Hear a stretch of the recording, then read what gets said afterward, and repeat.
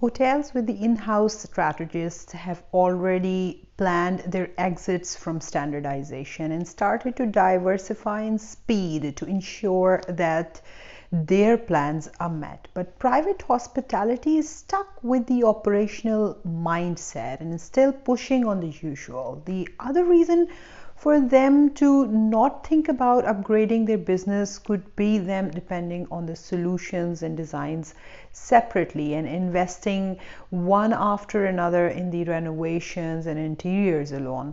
Some of them keep repeating the cycle of trial and error and adjust on their ROIs with what's familiar to them.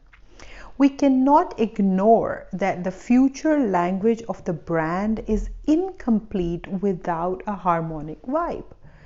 The language of the brands have to speak louder with their spaces, people, and designed solutions.